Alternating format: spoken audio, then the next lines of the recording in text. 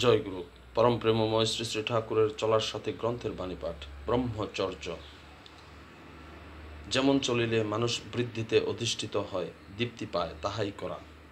যাহা করিলে মানুষ প্রাণন ব্যাপন ও বর্ধনে উদ্দীপ্ত হইয়া বীর্যবান এবং শক্তিশালী হইতে পারে, তাহাই ভাবা, বলা ও করাকেই প্রকৃত ব্রহ্মচর্য বলা যায়।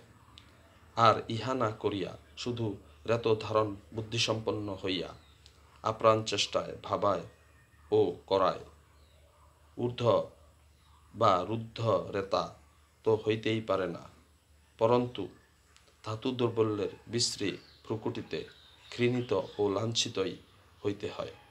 কিন্তু যিনি প্রকৃত ব্রহ্মচরণশীল, বৃহতের চিন্তা ও কর্মে ব্যাপৃত থাকায় তাহার মনে ওসব প্রশ্নই উঠিতে পারে না, ফলে ঊর্ধ্বরেতা হওয়া তাহার পক্ষে সহজ ও স্বাভাবিক। বাণী সংখ্যা 166। ওম শান্তি, ওম শান্তি, ওম শান্তি।